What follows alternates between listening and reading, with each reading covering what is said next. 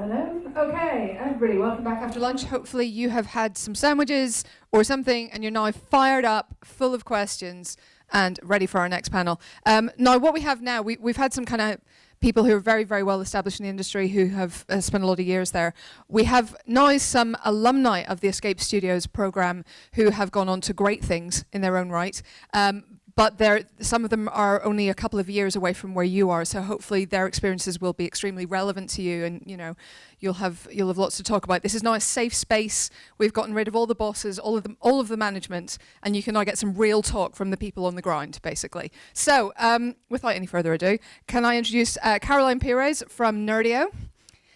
We have Alistair Cross from MPC, and Taryn Spear from Electric Theatre Collective. Sorry.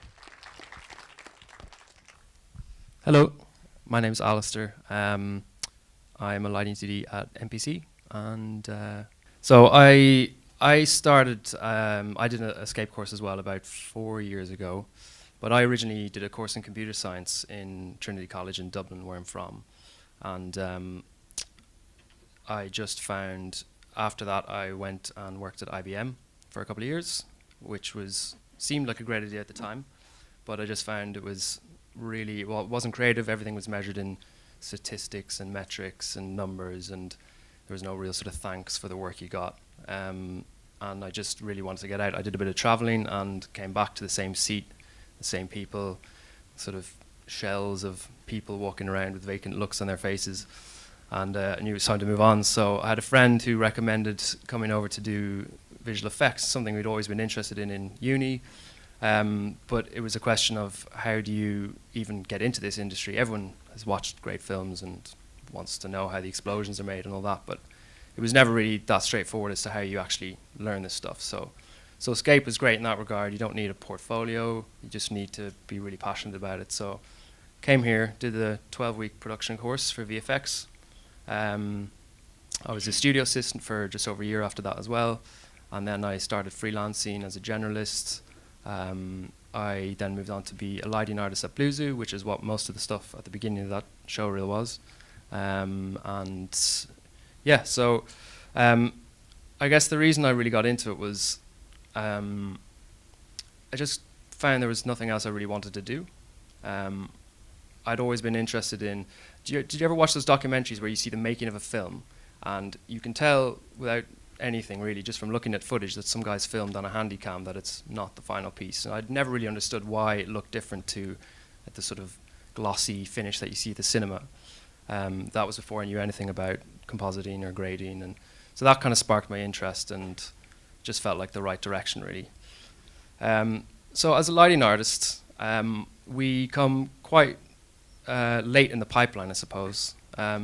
People will design concept art, there'll be modelers who make the assets, animators will make the move, they're shaded and textured, and then it comes to lighting, where we take everything that's been done, the animators have locked off cameras and everything's moving the way it should be, in theory, and we're in charge of lighting it, which means obviously putting lights on the characters so you can see them, but it's much more than that. It's about creating a mood and an emotion, I suppose, for the viewer.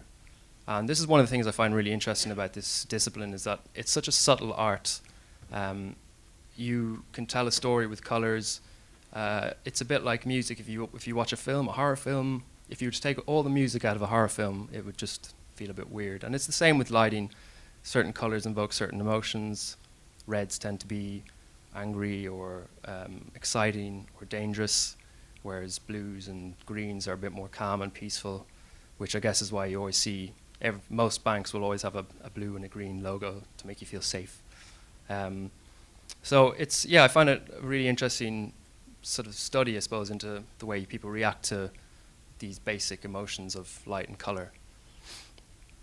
I guess most of you will probably be interested to know what it's like trying to get into this industry. It's tough, and you have to really want to do it, I think.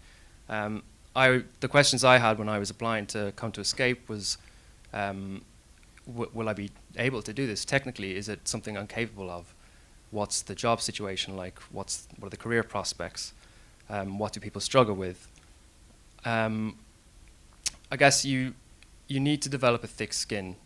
it's a lot of hard work. You will always be working late hours, but I think people do it because they love it, and that's quite a unique thing in this industry in the sense that there's never really feels like there's any sort of backstabbing or people trying to get one up on each other, at least not in my personal experience so far. But it's very team orientated, people help each other, you're all in it together, and there's very much a feel of that even in the late nights and the overtime and the weekends. And afterwards it's always worth it, and you're always grateful that you pushed it just that little bit more. I think you need to have a good eye for composition, which obviously is something that you can't just pick up overnight and takes time. But VFX is a really nice blend of artistic and technical ability, and that's why it's nice that you can get people from all walks of life and all discipline coming in and finding a niche that they can really focus on and taking it as far as they want, really.